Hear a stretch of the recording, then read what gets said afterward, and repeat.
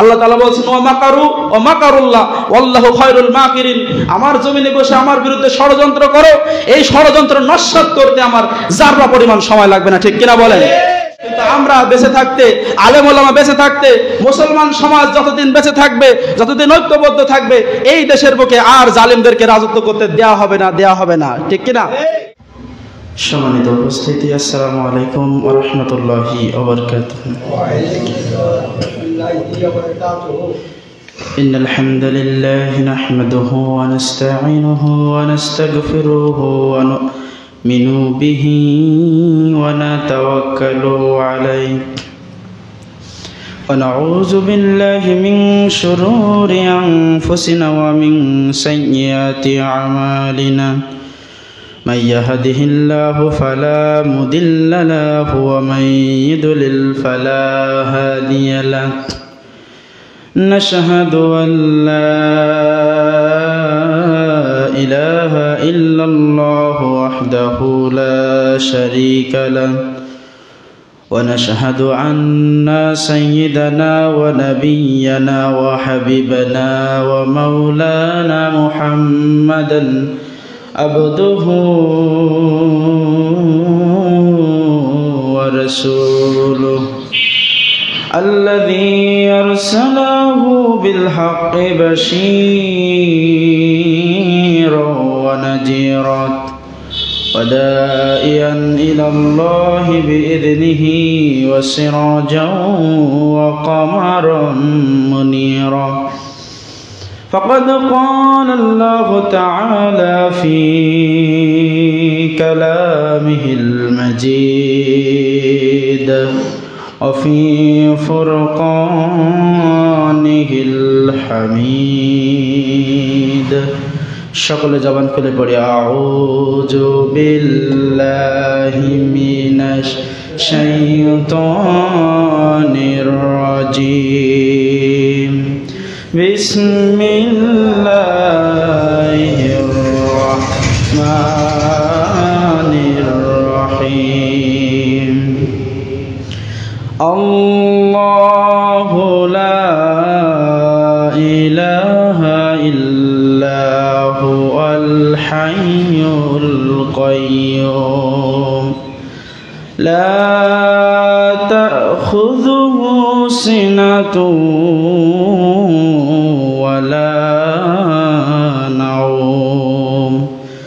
له ما في السماوات وما في الأرض من ذا الذي يشفع عنده إلا بإذنه يعلم ما بين أيديهم وما خلفهم ولا يحيطون بشيء من علمه إلا بما شاء وسع كرسيه السماوات والأرض ولا يعوده حفظهما وهو العلي العظيم.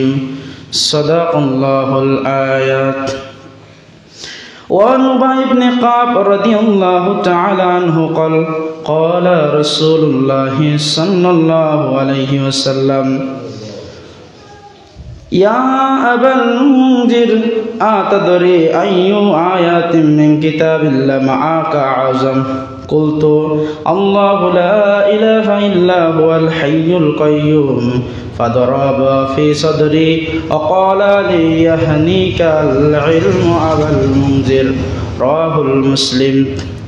إن الله وملائكته يصلون على النبي يا أيها الذين آمنوا صلوا عليه وسلموا تسليما.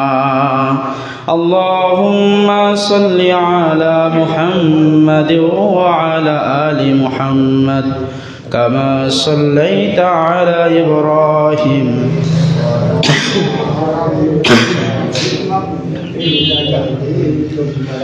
আল্লাহুম্মা বারিক আলা মুহাম্মাদ ওয়া আলা আলি মুহাম্মাদ কামা বারাকতা আলা ইব্রাহিম ওয়া আলা আলি ইব্রাহিম ইন্নাকা হামিদুম মাজিদ। শুকরিয়া জ্ঞাপন করছি মহান আল্লাহ পাক রব্বুল আলামিন ইজ্জতের দরবারে, যে রব্বুল আলামিন একটি সপ্তাহ পরে পবিত্রতম জুম্মার দিনে তার বাইতুল্লাহতে আগে ভাগে আসার এবং বসার তৌফিক দান করলেন। হৃদয়ের সবটুকু আবেগ উজাড় করে দিয়ে মহান আল্লাহ রাব্বুল আলামিনের প্রশংসা জ্ঞাপন করছি, সকলে করছি আলহামদুলিল্লাহ। দরুদ এবং সালাম বর্ষিত হোক মহান মানবতার মুক্তির দূত, শাফায়াতের কান্ডারি, সাইয়্যিদুল মুরসালিন, খাতামুন নবিয়্যিন, যে নবীর ইত্তেবা অনুসরণ শাফায়াত ছাড়া বেহেশতে প্রবেশ করতে পারবো না, সেই নবীর প্রতি দরুদ এবং সালাম সকলে পড়ছি সাল্লাল্লাহু আলাইহি ওয়াসাল্লাম। মাগফিরাত কামনা করি ওই সব মুজাহিদ ভাইদের জন্য যাদের আত্মত্যাগের জীবনদানের বিনিময়ে অর্জিত হয়েছে ইসলাম। আল্লাহর জমিনে আল্লাহর দ্বীন বাস্তবায়ন করতে যেয়ে যারা জীবন হারিয়েছেন, আল্লাহ রাব্বুল আলামিন তাদের সকলকে ক্ষমা করে দিয়ে জান্নাতের সর্বোচ্চ মাকাম দান করুন। আমরা সকলে পড়ছি আল্লাহুম্মা আমিন। রব্বি ইশরাহ লি সাদরি ওয়া ইয়াসসির লি আমরি ওয়াহলুল উকদাতাম মিন লিসানি ইয়াফকাহু কওলি। সম্মানিত উপস্থিতি, আপনাদের কাছে অনুরোধ করতেছি আলোচনার শুরুতে আপনারা বিক্ষিপ্ত হয়ে না বসে সামনের কাতারগুলো পূরণ করে বসেন। সামনের কাতারগুলো পূরণ করে বসেন, এতে মসজিদের শৃঙ্খলা বজায় থাকবে এবং দেখতেও সুন্দর লাগবে। সম্মানিত হাজারিন, আলোচনার শুরুতে মহাগ্রন্থ আল কোরআন, হেদায়েতের বাণী, হেদায়েত গ্রন্থ এবং সর্বশেষ আসমানি গ্রন্থ কোরআনুল কারীম থেকে একটি দীর্ঘ আয়াত আপনাদের মাঝে তেলাওয়াত করেছি এবং বিশ্বনবীর অমীয় বাণী হাদিস থেকে একটি হাদিস আপনাদের মাঝে উপস্থাপন করেছি। আসুন কোরআন সুন্নাহের আলোকে আজকের যে আয়াতটি আমি তেলাওয়াত করেছি, এই আয়াতের ফজিলাত সম্পর্কে এবং গুরুত্ব সম্পর্কে আমরা জানব। আল্লাহ রাব্বুল আলামিন আমাদের সকলকে ধৈর্য সহকারে শোনার এবং আমল করার তৌফিক দান করুন। আমরা সকলে বলছি আল্লাহুম্মা আমিন। সম্মানিত উপস্থিতি, যে আয়াতটি আমি তেলাওয়াত করেছি, আয়াতটি অধিক পরিচিত এবং আমার মনে হয় যারা ইসলাম সম্পর্কে ন্যূনতম সামান্যতম জ্ঞান রাখে তারা এই আয়াতটি সম্পর্কে অবগত আছেন। মুখস্থ থাকুক আর না থাকুক, আয়াত সম্পর্কে অবগত আছেন। আয়াতটির নাম হলো আয়াতুল কুরসি। কি আয়াত? আয়াতুল কুরসি। আয়াত শব্দের অর্থ হলো নিদর্শন। কোরআনের যে এক একটা আয়াত আল্লাহ তাআলা দিয়েছেন, এক একটা আয়াত হলো মানুষের জন্য একটা নিদর্শন। আর কুরসি শব্দের অর্থ হলো চেয়ার। কুরসি শব্দের অর্থ কি? চেয়ার। এখন এই চেয়ার বলতে আল্লাহ রাব্বুল আলামিন যে চেয়ারে বসে রয়েছেন, এই চেয়ারকে বুঝিয়েছে বলেন তো? আল্লাহ রাব্বুল আলামিন এই কুরসি বলতে কি বুঝিয়েছে এটা বুঝতে হলে আমি ছোট্ট একটা উদাহরণ দিই। আমাদের বাংলাদেশে প্রধানমন্ত্রী এবং রাষ্ট্রপতি থেকে শুরু করে সর্বনিম্ন পর্যায়ে চেয়ারম্যান পর্যন্ত এই বিশাল যে আপনার একটা বিস্তৃতি, মোট চেয়ার রয়েছে 1628টি। কয়টি? 1628টি চেয়ার রয়েছে।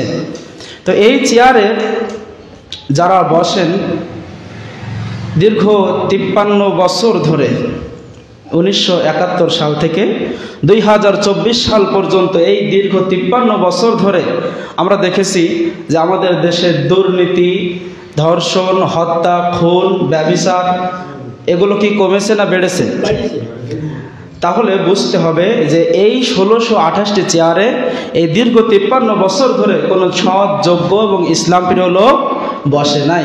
যতক্ষণ পর্যন্ত না আমরা এই 1628টি চেয়ারে একজন সৎ, যোগ্য এবং ইসলাম প্রিয় মানুষকে বসাতে না পারবো, এই বাংলাদেশে ততদিন পর্যন্ত কোনো শান্তি আসবে না। সম্মানিত উপস্থিতি, এই চেয়ার বলতে শুধুমাত্র একজন এমপির যে চেয়ার, যখন সে তার কার্যালয়ে বসবে, যতক্ষণ সে চেয়ারে বসে থাকবে ততক্ষণ সে এমপি, ভালো করে বুঝবেন, যতক্ষণ সে তার চেয়ারে বসে থাকবে ততক্ষণ সে এমপি মন্ত্রী। চেয়ার থেকে উঠে গেলে সে কি এমপি মন্ত্রী থাকবে না? অবশ্যই থাকবে। থাকবে কি না? থাকবে। এই চেয়ার বলতে শুধুমাত্র যে তার কার্যালয়ে যে চেয়ার, এই চেয়ার বোঝায় নাই। চেয়ার শব্দের অর্থ হলো ক্ষমতা, বল, পদ। তার যে পদ, এটাকে বলা হয় চেয়ার।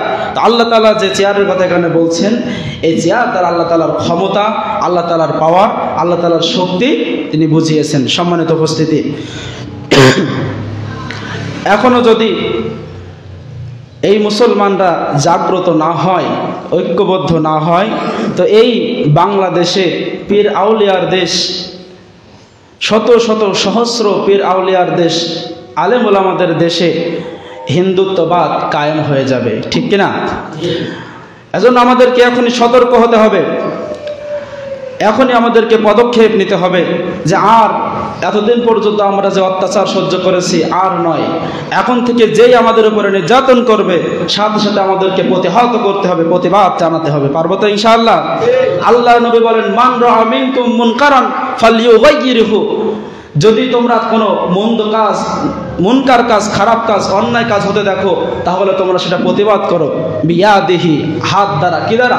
হাত দ্বারা প্রতিবাদ করো, না হলে মুখ দ্বারা, তাও না হলেও সেটা অন্তর থেকে ঘৃণা করো, আল্লাহ রাসূলের কথা। তো সম্মানিত উপস্থিতি, এখন আর এতদিন আমরা মার খেয়েছি, আর এখন মার খাওয়ার সময় নয়, এখন আমাদের প্রতিবাদ জানাতে হবে। সম্মানিত উপস্থিতি, যে কথা বলছিলেন আল্লাহ রাব্বুল আলামিন কোরআনুল কারীমের ভিতরে স্পষ্ট ভাষায় জানিয়ে দিয়েছেন, ইউরিদুনা লিইউতফিউ নূরাল্লাহি বিআফওয়াহিহিম ওয়াল্লাহু মুতিম্মু নূরিহি ওয়ালাউ কারিহাল কাফিরুন। ওরা চায় ওদের মুখের ফুৎকার দিয়ে, মুখের ঠুনকো কথা দিয়ে ইসলামটাকে নস্যাৎ করতে, আল্লাহর আলোটাকে, আল্লাহর নূরটাকে নিভিয়ে দিতে। আর আল্লাহ রাব্বুল আলামিন তাদের কথার মাধ্যমে, তাদের কথার জালে ইসলামের সম্মান বিশ্ববাসীর কাছে আল্লাহ তাআলা আরো বেশি বৃদ্ধি করে দেন। সুবহানাল্লাহ বলেন। তারা চায় মুখের ফুৎকার দিয়ে ইসলামটা নিভিয়ে দিতে, আল্লাহ তাআলা তাদের মুখের ফুৎকারের কারণে ইসলামটাকে বিশ্ববাসীর মাঝে আরো বেশি ছড়িয়ে দেন। সুবহানাল্লাহ। সম্মানিত উপস্থিতি, যে কথা বলছিলাম, এই যে আমরা এতদিন পর্যন্ত নির্যাতিত হয়ে এসেছি, এটা কিয়ামত পর্যন্ত এক শ্রেণীর মানুষ নির্যাতিত হবে এবং এক শ্রেণীর জালিম তারা নির্যাতন করে যাবে। এটা আল্লাহ রাব্বুল আলামিনের একটা পরীক্ষা। তো বাংলাদেশের আলেমদের দিকে লক্ষ্য করেন, মাওলানা দেলোয়ার হোসেন সাইদি হাফিজাহুল্লাহ রহিমাহুল্লাহ, আল্লাহ রাব্বুল আলামিন তার জান্নাতবাসী করুন। তিনি যে কথাগুলো আমাদের মাঝে ছড়িয়ে গিয়েছেন, তার ওয়াজগুলো যখন আমরা শুনি, মনের অজান্তেই চোখ দিয়ে আমাদের পানি চলে আসে। ঠিক কিনা? তো তার অপরাধ ছিল কি? তার অপরাধ ছিল একটাই, সে মুসলমান বানাতো হিন্দুদেরকে, বিধর্মীদেরকে, কোরআনের কথা বলতো, এবং তিনি চেয়েছিলেন এই বাংলাদেশে ইসলামের রাজ কায়েম হোক। কিন্তু এক শ্রেণীর মুসলমান নামধারী মুনাফিক, তারা চেয়েছিল যদি এই ইসলামটা এদেশে কায়েম হয়ে যায়, আমাদের বাম হাতের কামাই বন্ধ হয়ে যাবে। ঠিক কিনা? এই বাম হাতের কামাই বন্ধ হয়ে যাওয়ার ভয়ে এক শ্রেণীর মানুষ, এরা চায় নাই এদেশে ইসলামের রাজত্ব কায়েম হোক, এখনো তারা চায় না এদেশে ইসলামের রাজ কায়েম হোক। এজন্য আল্লামা দেলোয়ার হোসেন সাইদিকে তারা ষড়যন্ত্র করে বিষ প্রয়োগের মাধ্যমে দুনিয়ার বুক থেকে শহীদ করে দিয়েছেন। এরপরে শুধু তিনি নয়, অসংখ্য অসংখ্য আলেমদেরকে তারা হত্যা করেছে, এমনকি ফাঁসির কাস্টে ঝুলিয়ে তাদেরকে মৃত্যুদণ্ড দিয়েছে। 2013 সালের 5ই মে শাপলা চত্বরে আমরা দেখতে পেয়েছিলাম অসংখ্য আলেম ওলামাদেরকে তারা পাখির মতো গুলি করে হত্যা করেছিল। শুধু সকালে পড়েছিল সেখানে জুতা আর রক্ত, লাশগুলো খুঁজে পাওয়া যায় নাই। তো এই জালিমরা আবার এই দেশে ফিরে আসুক, আমরা চাইবো কি? আমরা চাইবো না। এজন্য আমাদেরকে ঐক্যবদ্ধ হতে হবে, একতাবদ্ধ হতে হবে, এবং ঐক্যবদ্ধ হয়ে প্রত্যেকটা জুলুমের প্রতিবাদ আমাদের জানাতে হবে। পারবো তো ইনশাআল্লাহ?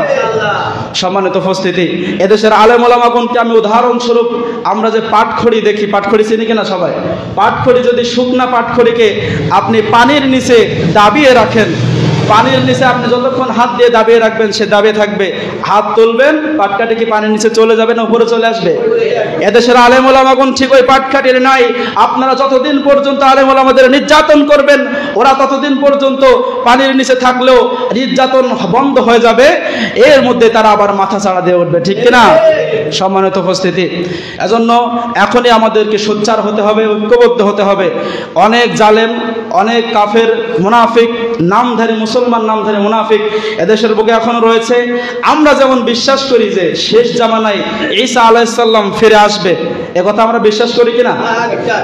ঈসা আলাইহিস সালাম ফিরে আসবেন নবীর বেশে নাকি উম্মতের বেশে? উম্মতের বেশে ফিরে আসবেন, এটা আমরা বিশ্বাস করি। এই যে মুসলমানদের একটা বিশ্বাস ঈসা আলাইহিস সালাম ফিরে আসবে, ঠিক তেমনি এদেশের কিছু কুলাঙ্গার, কিছু নাস্তিক, কিছু মুনাফিক এখনো বিশ্বাস করে যে শেখ হাসিনা এই দেশে ফিরে এসে আবার সে এই দেশের বুকে জুলুমের রাজ কায়েম করবে, কথা কোন ঠিক কিনা? কিন্তু আমরা বেঁচে থাকতে, আলেম ওলামা বেঁচে থাকতে, মুসলমান সমাজ যতদিন বেঁচে থাকবে, যতদিন ঐক্যবদ্ধ থাকবে, এই দেশের বুকে আর জালিমদেরকে রাজত্ব করতে দেয়া হবে না, দেয়া হবে না, ঠিক কিনা? সম্মানিত উপস্থিতি, তো আসুন, যে কথা আমি বলছিলাম, আমাদের মূল কথা একটাই, আমরা যে যে তরিকার হই না কেন, আহলে হাদিস হই, সালাফি মাযহাবের হই, হানাফি, শাফি, যে যে মাযহাবের হই না কেন, আমাদের ঐক্যবদ্ধ একটা নাম, আমরা মুসলমান, ঠিক কিনা? আমাদেরকে এখনই ঐক্যবদ্ধ হতে হবে। যেই আমাদের বিরুদ্ধে কথা বলবে সাথে সাথে প্রতিবাদ জানাতে হবে, তা না হলে আপনি আমি কোনোদিন ইমানদার হতে পারবো না। কারণ ইমানদারদের চিনতে হলে এইভাবে চেনা যায়, যখনই তাদের উপরে আঘাত আসে এরা কৌশলের মাধ্যমে হোক অথবা সরাসরি হোক এরা সেটা প্রতিহত করে। এরা অত্যাচার সহ্য করে, আমি যে অত্যাচার করে যাচ্ছে, অত্যাচার সহ্য করে গেলাম, প্রতিবাদ করলাম না, ওরা আমাদের মাথায় কাঁঠাল ভেঙে খাবে, ঠিক কিনা? সম্মানিত উপস্থিতি, তা আসুন, আপনাদের মাঝে যে আয়াত আমি তেলাওয়াত করেছি, আয়াতের বিশাল ব্যাখ্যা, কোরআনের ব্যাখ্যা শেষ করা যাবে না কিয়ামত পর্যন্ত। তো যতটুকু সময় আমি পাবো, এই সময়ের ভিতরে আমি ইনশাআল্লাহ কিছু বোঝানোর চেষ্টা করব। যতটুকু সময় আলোচনা করব, আমি অনুরোধ করছি আপনারা একটু মনোযোগ সহকারে শুনবেন। রব্বুল আলামিন বলেন, আল্লাহু লা ইলাহা ইল্লা হুয়াল হাইয়ুল কাইয়্যুম। আল্লাহ রাব্বুল আলামিন জানিয়ে দিচ্ছেন, ও মানুষ শোনো, আল্লাহ হলেন তিনি যিনি ছাড়া আর কোনো ইলাহ নাই। কি নাই? ইলাহ নাই। এই যে আয়াতুল কুরসি আমরা পাঠ করি, এটা আয়াতুল কুরসির ফজিলত একটু আমরা একটু শুনি। আল্লাহর নবী বলেন, যদি কোনো ব্যক্তি 5 ওয়াক্ত ফরজ সালাতের পরে, কোন সালাত? ফরজ সালাতের পরে আয়াতুল কুরসি পাঠ করে, তাহলে ওই ব্যক্তি এবং জান্নাত বেহেশতের মাঝে পর্দা হলো মৃত্যু। সুবহানাল্লাহ পড়বেন না? ব্যক্তিটা মরে না, তাই জান্নাতে যেতে পারে না। তার মানে যে ব্যক্তি আয়াতুল কুরসি এই আমলটা করবে, মরার সাথে সাথে কোথায় যাবে? জান্নাতে চলে যাবে। এখানে প্রশ্ন হলো, এই অনেক মানুষ রয়েছে 5 ওয়াক্ত সালাত আদায় করে, এই আমলটি করে, অথচ মসজিদের বাইরে যে সুদ ঘুষ, জেনা ব্যভিচার, জমি আত্মসাৎ করা, সম্পদ লুটপাট করা, এরকম লোক আছে না? নাই। এরা কি জান্নাতে যাবে? না। আল্লাহ রাসূল বলেন, চগলখোর কোনোদিন জান্নাতে যাবে না। চগলখোর কোনোদিন জান্নাতে যাবে না। 5 ওয়াক্ত নামাজ আদায় করে, আয়াতুল কুরসির এই ফজিলত জানে, সে 5 ওয়াক্ত নামাজের পরেই আমল করে, অথচ বাইরে যে চগলখড়ি করে। তাহলে আল্লাহ রাসূল এক জায়গায় বলছেন যে সে মরে না, তাই জান্নাতে যায় না, আর এক হাদিসে বলছেন যে চগলখড় জান্নাতে যাবে না। তাহলে আল্লাহ রাসূলের কথা কি দুই রকম? কথা বলেন, দুই রকম? এখানে বুঝতে হবে, আয়াতুল কুরসির এই আমল করার মানে শুধু এই নয় যে আপনি মুখস্থ করলেন, পড়ে গেলেন 5 ওয়াক্ত সালাতের পরে, কি পড়লেন বুঝলেন না, আর বুঝলেও মানলেন না, এটা আমল নয়। এটা আমল নয়। আমল হলো কাজ। আমল শব্দের অর্থ কি? কাজ। আয়াতুল কুরসির ভিতরে কি বলছেন আল্লাহ, এই যে এত ফজিলত, কি বলছেন, এই আমলটা আমি করি কি? কথা বলেন, করি? করি না। তাহলে কেমনে আমরা জান্নাত পাবো? তা আল্লাহ রাব্বুল আলামিন বলছেন, আল্লাহু লা ইলাহা ইল্লাহু। আল্লাহ হোসেন তিনি যিনি ছাড়া আর কোনো ইলাহ নেই। এই যে ছোট্ট একটা শব্দ ইলাহ, ইলাহ শব্দের ব্যাপক অর্থ, তার ভিতরে একটা অর্থ এইভাবে আমি দেই, সেটা হলো এই যে আমরা দাস দাসী প্রথা সম্পর্কে জেনেছি। যখন কোনো মনিব তার দাস দাসীকে কিনে আনে বাজার থেকে অথবা পরিবার থেকে যখন কিনে আনে, তখন ওই দাস দাসীর কাজ হয় কি? মনিবের প্রত্যেকটা কথা মেনে চলা। বলেন তো, আপনি টাকা দিয়ে একজনকে কিনে আনছেন, অথবা আমাদের দেশে তো যেহেতু দাস প্রথা চালু নয়, আমাদের দেশে যেটা চালু আছে আমি সেটা দিয়ে বোঝাই। ছোট্ট একটা উদাহরণ দিলে আপনি বুঝতে পারবেন।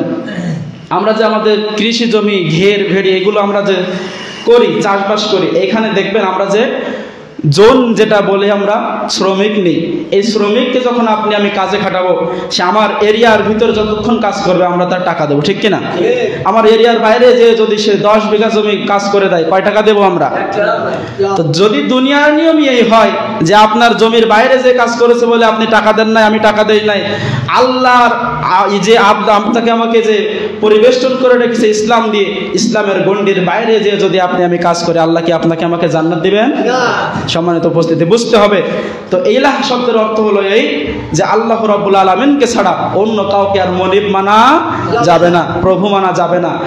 আপনি আমি বলতেছি যে আল্লাহু লা ইলাহা ইল্লাহু, কত ছোট্ট একটা শব্দ, অথচ এই শব্দের ভিতরে যে সব লুকিয়ে রয়েছে এটা আমরা বুঝি না। এই শব্দের মানে হলো এই, আল্লাহকে ছাড়া আমি কোনো আইনদাতা মানি না, আল্লাহকে ছাড়া আমি কোনো হুকুমদাতা মানি না, আল্লাহকে ছাড়া আমি কোনো প্রভু মানি না, আল্লাহকে ছাড়া আমি কোনো ইবাদত করার কোনো প্রভু আমি মানি না।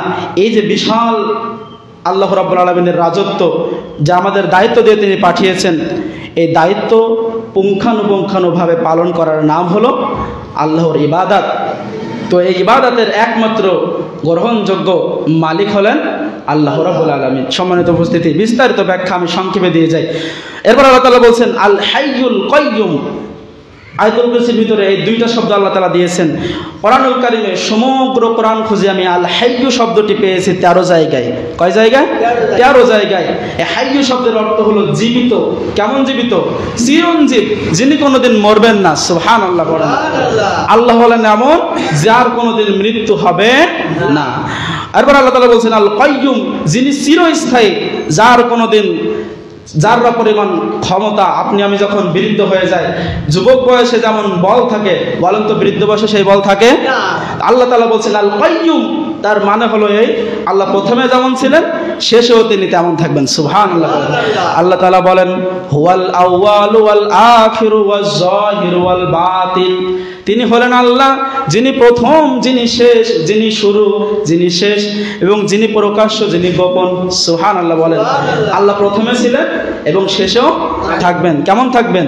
একই রকম থাকবেন। এটার নাম হলো আল কাইয়ুম, চিরস্থায়ী। আল্লাহর কোনোদিন শক্তি, যাররা পরিমাণ শক্তি কমবে না। সম্মানিত উপস্থিতি, এরপর আল্লাহ তাআলা বলছেন সিনাতু ওয়ালা নাউম। সিনা শব্দের অর্থ হলো তন্দ্রা।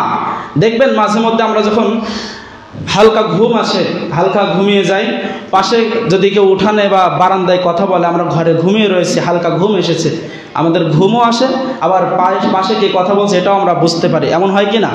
এটার নাম হলো তন্দ্রা। এবং নাউম শব্দের অর্থ হলো গভীর ঘুম, যেটা আমাদের ওই ফজরের আগ মুহূর্তে, তাহাজ্জুদের রক্তের সময় এই ঘুমটা আমাদের চলে আসে। কেন আসে জানেন? এটা এমন একটা সময় যখন পৃথিবীটা একেবারে ঠান্ডা হয়ে যায়, পৃথিবীটা শীতল হয়ে যায়, পৃথিবীটা ইবাদত করার মতো আল্লাহ তাআলা আবাদ করে দেন। আল্লাহ রাব্বুল আলামিন সপ্তম আসমান থেকে নিচের আসমানের দিকে চলে আসেন। সুবহানাল্লাহ বলেন। এরপর আল্লাহ বলেন, ও আমার বান্দা, কে আসো অভাবী, আমার কাছে টাকা চাও, আমার কাছে সম্পদ চাও, আমি দেব। কে আসো মেয়ের বিবাহ হচ্ছে না, আমার কাছে বলো, আমি বিয়ে দিয়ে দেব। কে আসো অসহায়, আমার কাছে চাও, আমি তাকে সহায় করে দেব। সুবহানাল্লাহ। কে বলেন? আল্লাহ তাআলা বলেন। সম্মানিত উপস্থিতি, এই সময়টা এমন একটা সময় যখন মানুষের বিশাল ঘুমের ভিতরে মানুষ চলে যায়, যেটাকে বলা হয় মৃত্যুর ন্যায়। এজন্য দেখবেন ঘুম থেকে উঠলে আমরা কি বলি? আলহামদুলিল্লাহিল্লাযী আহইয়ানা বা'দা মা আমাতানা ওয়া ইলাইহিন নুশুর। যে হে আল্লাহ, সকল প্রশংসা তোমার জন্য যে তুমি আমাকে আবার মৃত্যু দিয়ে আবার জাগ্রত করলে।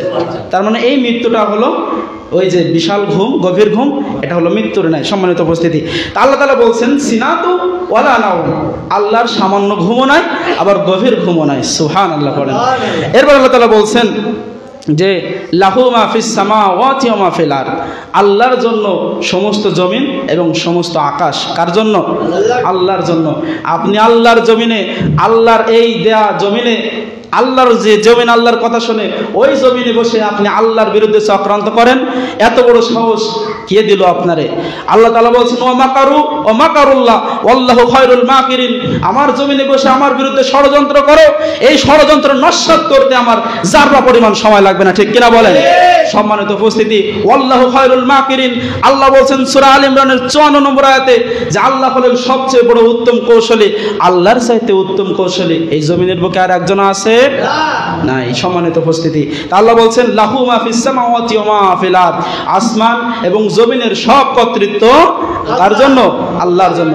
এবার আল্লাহ তাআলা বলছেন মান যাল্লাযী ইয়াশফাউ ইনদাহু ইল্লা বিইذনি, আল্লাহর অনুমতি ছাড়া কেউ সুপারিশ করতে পারবে না। মহাগ্রন্থ আল কোরআনুল কারীমে আল্লাহ রাব্বুল আলামিন বলেন এমন একটা দিন আসবে যেদিন মানুষের বিচারের জন্য দাঁড় করানো হবে, ফেরেশতারা সারিবদ্ধভাবে দাঁড়িয়ে যাবে। কারা? ফেরেশতারা সারিবদ্ধভাবে দাঁড়িয়ে যাবে, রূহগুলো দাঁড়িয়ে যাবে। একজন ফেরেশতা জিন মানুষের সাহস হবে না আল্লাহর সামনে একটা ছোট্ট পিঁপড়া চললে যেমন শব্দ হয় এমন শব্দ করার। সুবহানাল্লাহ বলেন। যে আল্লাহর সামনে এমন শব্দ করার সাহস হবে না ওই দিন, আজকের সেই আল্লাহকে ভুলে গিয়ে আল্লাহর বিরুদ্ধে চক্রান্ত করে এই ধরনের মানুষ এই দেশে রাজত্ব করুক, আমরা মুসলমানেরা চাইব না। কথা বলতে হবে, চাইবো কি? চাইবো না। সম্মানিত উপস্থিতি, এরপরে আসুন আমি অতি সংক্ষেপে ব্যাখ্যা দিয়ে চলে যাচ্ছি। আল্লাহ তাআলা বলেন মান যাল্লাযী ইয়াশফাউ ইনদাহু ইল্লা বিইذনি ইয়ালামু মা বাইনা আইদিহিম ওয়া মা খালফাহুম। আপনি পিছনে কি করে এসেছেন হিসাব দিতে পারবেন না? কথা বলেন, হিসাব দিতে পারবেন? হিসাব কিন্তু আমরা দিতে পারবো না, কিন্তু আল্লাহ ঠিকই হিসাব দিতে পারবেন। এজন্য আল্লাহ বলছেন আল্লাহ পেছনের এবং সামনের সব কিছু জ্ঞান আল্লাহর কাছে। সুবহানাল্লাহ। এই আয়াতুল কুরসির ভিতরে যে 10টি শব্দ আল্লাহ তাআলা দিয়েছেন, এই শব্দগুলোর অর্থ জেনে যদি আপনি দুনিয়ার বুকে আমল করেন তাহলে আপনি জান্নাতে যেতে পারবেন মরার সাথে সাথে। জান্নাত অত সহজ নয় যে আপনি বাজারে গেলেন, আপনি টাকা দিয়ে তরকারির মতো জান্নাত কিনে নিলেন, জান্নাত অত সহজ নয়। সম্মানিত উপস্থিতি, এরপর আল্লাহ তাআলা বলছেন যে ওয়াসিয়া কুরসিহুস সামাওয়াতি ওয়াল আরদ, আল্লাহ রাব্বুল আলামিনের কুরসি আকাশ এবং জমিন পরিব্যাপ্তি। সুবহানাল্লাহ করেন। আল্লাহ রাব্বুল আলামিন যে কুরসি রয়েছে এই কুরসিটা কত বড়? আকাশ এবং জমিন পরিব্যাপ্তি।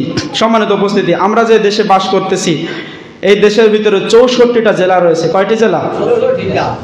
এবার একটু আমি বিজ্ঞান ভিত্তিক কথা বলি, আপনারা একটু মনোযোগ দিয়ে শোনেন, ভালো লাগবে। এই দেশের ভিতরে 64টা জেলা রয়েছে এবং বাংলাদেশটা যদি আপনি পৃথিবীর মানচিত্রে দেখেন, পৃথিবীর মানচিত্রে বাংলাদেশ কত ছোট, অনেক ছোট। দেখবেন বাংলাদেশের চাইতে অনেক গুণ বড় বড় দেশ পৃথিবীর মানচিত্রে আছে না নাই? রয়েছে। সম্মানিত উপস্থিতি, আল্লাহ রাব্বুল আলামিন তিনি সৃষ্টি করে রেখেছেন এমনভাবে, দেখেন যে এই পৃথিবীর বুকে আল্লাহ তাআলা 228টি দেশ আল্লাহ তাআলা দিয়ে দিয়েছেন। সুবহানাল্লাহ। কয়টি দেশ? 228টি দেশ এই পৃথিবীর বুকে রয়েছে। এবং এই পৃথিবীর শুধু এটা স্থলভাগের কথা বললাম, এবার এই পৃথিবীর 4 ভাগের 3 ভাগ হলো পানি। সমস্ত পানি এবং স্থলভাগ মিলে একটা পৃথিবী। এই পৃথিবীর চাইতে সূর্য 13 লক্ষ গুণ বড়। সুবহানাল্লাহ বলেন। তার মানে ওই যে আমরা থালার মতো একটা সূর্য দেখতে পাই, এই সূর্যের ভিতরে আমাদের মতো এই আমাদের পৃথিবীর মতো এরকম পৃথিবী 13 লক্ষটা পৃথিবী অনায়াসে সূর্যের ভিতরে ঢুকে যাবে। সুবহানাল্লাহ। সম্মানিত উপস্থিতি, এরপরে ওই যে সূর্যের ভিতরে 13 লক্ষ পৃথিবী ঢুকে যাবে, এই সূর্যের চাইতে আমরা যে এত ছোট্ট ছোট্ট তারা দেখতে পাই রাতের বেলায়, মনে হয় যেন জোনাকি পোকা জ্বলতেছে। তো এই তারা এত বড়, বিজ্ঞানীরা গবেষণা করে দেখেছে যে সূর্যটা পৃথিবীর চাইতে 13 লক্ষ গুণ বড়। এই রকম সূর্য 33 কোটি সূর্য একটা তারার ভিতরে অনায়াসে ঢুকে যাবে। সুবহানাল্লাহ। একটা দুইটা নয়, 1-2 লক্ষ নয়, 33 কোটি সূর্য অনায়াসে একটা তারার ভিতরে ঢুকে যাবে। তারাটির নাম হলো ব্যাটেল জুইস। এই রকম তারা দিয়ে 500 বিলিয়ন তারকা দিয়ে একটা গ্যালাক্সি তৈরি। সুবহানাল্লাহ। 1-2 মিলিয়ন নয়, 100-200 মিলিয়ন নয়, 500 বিলিয়ন তারকারাজি দিয়ে একটা গ্যালাক্সি তৈরি। সুবহানাল্লাহ। এবার এই গ্যালাক্সি আল্লাহ রাব্বুল আলামিন কতটা তৈরি করেছেন? কোটি কোটি গ্যালাক্সি আল্লাহ তাআলা তৈরি করে রেখেছেন। আল্লাহ রাব্বুল আলামিন এই যে গ্যালাক্সি তিনি দিয়েছেন, এই যে তারকারাজি আমি বললাম, পৃথিবীর সবচেয়ে নিকটবর্তী তারকা রয়েছে একটা, এর নাম হলো আলফা সেন্ট্রাই।